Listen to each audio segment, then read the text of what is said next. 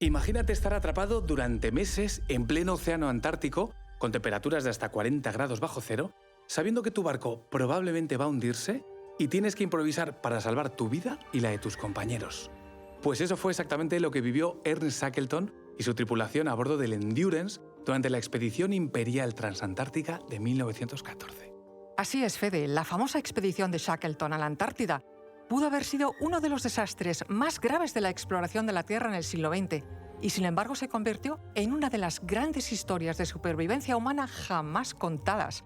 Una historia que va más allá de la mera exploración polar y que se convirtió en una experiencia de liderazgo y toma de decisiones en condiciones extremas que aún hoy se estudia en las escuelas de negocio. Una historia, en fin, que desde luego merece ser contada. Soy Federico Cardelus, periodista y divulgador. Y yo soy María José Rubio, historiadora y escritora. Y esto es Despierta tu curiosidad, el videopodcast de National Geographic. Cada viernes en tu plataforma de audio favorita. Y si te quedas con ganas de conocer más historias, ya sabes que te esperan nuevos contenidos en Disney Plus y en el canal National Geographic. Bueno, María José, esta historia es preciosa. Es casi un poco, te diría, de remangarse, ¿eh?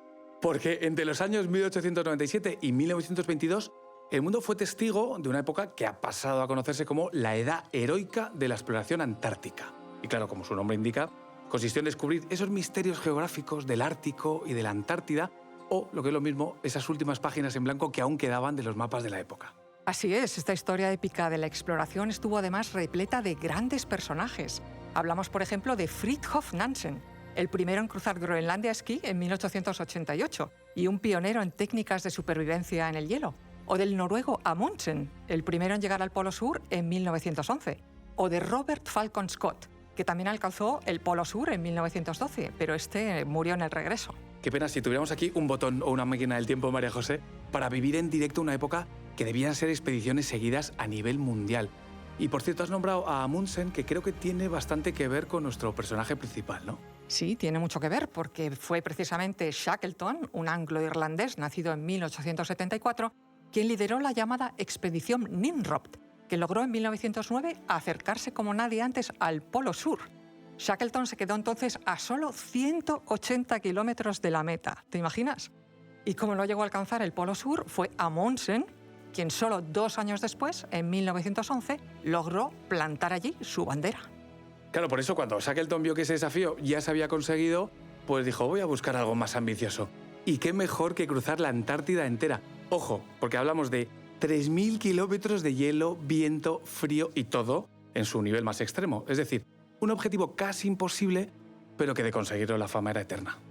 Y con ese objetivo ambicioso en la mente de Shackleton empezó a tomar forma la famosa Expedición Imperial Transantártica, que se desarrolló entre 1914 y 1917. El plan inicial era que el barco Endurance llegase hasta el mar de Weddell, en el lado atlántico de la Antártida, para que Shackleton y su grupo atravesasen ese continente a pie y por tierra hasta llegar al mar de Ross, en el lado del Pacífico. Y como tú muy bien has dicho, una ruta de casi 3.000 kilómetros. Casi nada. Y en el otro extremo, en el mar de Ross, había un segundo equipo que iba a bordo del barco Aurora, que tenía otra misión, desembarcar allí y avanzar hacia el interior para dejar depósitos de víveres y combustible a lo largo del camino. Así, cuando Shackleton y su equipo atravesaran el continente a pie y llegaran a esa zona, pues tendrían comida y provisiones para sobrevivir y completar la travesía. No está de más recordar el enorme presupuesto de financiar una exploración de esta complejidad y peligro. Y sin embargo, Shackleton consiguió recaudar el dinero gracias a las donaciones privadas y, por supuesto, al apoyo del gobierno británico en el reinado de Jorge V. Con todo preparado, zarparon en agosto de 1914, coincidiendo además, la fecha nos suena, con el estallido de la Primera Guerra Mundial. Así es, menuda fecha. En noviembre de ese mismo año, llegan a la isla de Georgia del Sur, que es la última parada antes de internarse en el mar de Weddell. Allí, yo creo que esto, María José, como una especie de premonición, unos balleneros noruegos les advierten de que aquel año el hielo estaba más cerrado que nunca y que era imposible avanzar. Pero claro, Shackleton no era de estos que se asustan fácilmente. Así es. El 5 de diciembre de 1914 zarparon hacia el mar de Weddell y ahí comenzó la epopeya. El mar, en lugar de agua abierta, era un tablero interminable de bloques de hielo. El barco avanzaba a trompicones, buscando huecos, hasta que en enero de 1915 el Endurance quedó completamente atrapado y rodeado en ese hielo. Esto es muy importante, esta altura de la historia, porque La misión principal cambia de conquistar la Antártida a simple y llanamente sobrevivir durante un tiempo indefinido. Y eso que la tripulación intentó de todo: cortar el hielo, maniobras con el barco, usar los motores, pero nada funcionó. Y claro, a esto le debemos sumar unas temperaturas extremas. Sí, aquel invierno se registraron temperaturas entre los 20 y los 40 grados bajo cero. Recordamos que Shackleton se había quedado atrapado en el hielo en enero de 1915. Después vivieron dentro del barco, a la deriva, durante 10 meses. ¡Ojo, 10 meses! Pero la presión del hielo sobre el barco aumentaba día tras día. Así que en el mes de octubre de 1915, el casco del Endurance se rajó. Tuvieron entonces que evacuar y salvar a toda prisa lo más importante, antes de que el barco se hundiera definitivamente. A partir de ahí, solo sobrevivir se convirtió en la misión principal, y esto me encanta. Tanto fue así que montaron en el hielo el Campamento Paciencia. Esto me lo voy a guardar yo para mi vida, Campamento Paciencia. Que ya el nombre lo dice todo porque, claro, no podían hacer otra cosa que no fuera esperar a que el hielo se quebrase por algún lado. Y mientras tanto se trataba de sobrevivir con lo que hubiese a mano. Esto incluía proveerse de carne de foca y de pingüino para comer, y tener un poco de grasa para mantener el calor. Y también intentar alimentar a los perros de trineo que finalmente tuvieron que ser sacrificados. Y en medio de una posible tragedia que se avecinaba, la muerte de todos por frío y por falta de víveres, Shackleton mantuvo una disciplina encomiable. Claro, organizaba tareas, turnos de caza, actividades deportivas como jugar al fútbol, ojo, vaya partido, vaya pachangas. Incluso inventaba pequeños entretenimientos para mantener la mente ocupada. Porque Shackleton sabía que el mayor peligro no era solo el frío o el hambre, sino perder la esperanza de sobrevivir. Qué buena enseñanza. Y lo increíble es que siguieron documentando todo. Shackleton había llevado como fotógrafo oficial a Frank Hurley, que era un artista de una gran audacia, que iba también a tener un papel épico en esta historia, porque Hurley hizo centenares de fotografías de la expedición, a la vez con rigor documental y ojo artístico, en condiciones, por supuesto, como imaginamos, muy adversas. Y lo interesante es que cuando el barco empezó a hundirse, Hurley se jugó la vida para salvar sus placas fotográficas, de las que logró salvar 120. Y gracias a eso hoy podemos ver esas fotos impresionantes de hombres jugando con los perros en el hielo, al fútbol o posando delante de ese barco aplastado. Pues imaginamos esta situación y hay que entender que pasaron nada más y nada menos que 15 meses atrapados ahí, en el hielo.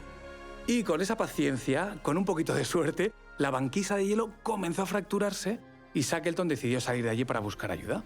Así que cargaron 3 botes salvavidas y emprendieron, esto daría para otro capítulo, una durísima travesía marítima con mares embravecidos, temperaturas bajo cero, así hasta llegar a un pedazo de tierra firme, la isla Elefante. Y allí improvisaron refugios con lonas y restos de los botes, a los que llamaron Snuggery. Pero Shackleton sabía que quedarse allí significaba morir lentamente, así que tomó otra decisión arriesgada: lanzarse a través del mar con 5 hombres hacia la isla glaciar de Georgia del Sur, a más de 1.300 kilómetros de distancia, donde sabían que había una estación ballenera. Una locura, pero sin duda era la última esperanza. Es que claro, hay que pensarlo hoy en día. Imaginemos, subir a un bote de apenas 7 metros en medio del Atlántico Sur, con olas que pueden llegar a 10 metros, y guiándote con un sextante, calculando la posición en medio de tormentas que apenas dejan ver el sol. O sea, un pequeño error de navegación y no lo habrían contado. Tal cual. Pero tras 2 agotadoras semanas de travesía lograron avistar Georgia del Sur. Épico. Sin embargo, el mar embravecido y los vientos huracanados les impidieron llegar a la estación ballenera. Se vieron obligados a desembarcar en otro punto de la isla y desde allí Shackleton y 2 de sus hombres tuvieron que dar un rodeo caminando a pie y cruzar montañas y glaciares durante 36 horas sin descanso. Me cansa a mí solo de pensarlo, pero sí, también lo logró. Al llegar a la estación, Shackleton organizó el rescate de esos 22 hombres que se habían quedado en la isla Elefante y después de varios intentos, en agosto de 1916, consiguió llegar con un barco chileno. Y aquí viene lo más impresionante de la historia, porque aunque Shackleton no logró su objetivo original de cruzar la Antártida, consiguió mantener con vida a todos y cada uno de los 28 hombres de la expedición en las peores condiciones imaginables. Y ese hecho es el que ha convertido a Shackleton en un héroe y su historia en una historia épica. Aquello es tan impresionante que hoy se estudia en escuelas de negocios, en academias militares, incluso en cursos de liderazgo. Se habla de cómo mantuvo la moral del grupo, de su pragmatismo al cambiar de objetivo cuando la situación lo exigió, o de cómo cuidó cada detalle del bienestar de su tripulación. Es algo fascinante cómo un fracaso en términos de exploración terminó siendo un éxito absoluto en términos humanos. Y por eso, más de un siglo después, seguimos hablando de Shackleton y de todo lo que nos ha enseñado como capitán, pero sobre todo como líder. Y una historia, María José, que nos recuerda que la verdadera grandeza está en mantener la calma y en saber liderar cuando todo parece estar perdido. Esto es Despierta tu curiosidad, el videopodcast de National Geographic. Cada viernes en tu plataforma de audio favorita. Y si te quedas con ganas de conocer más historias, ya sabes que te esperan nuevos contenidos en Disney Plus y en el canal National Geographic.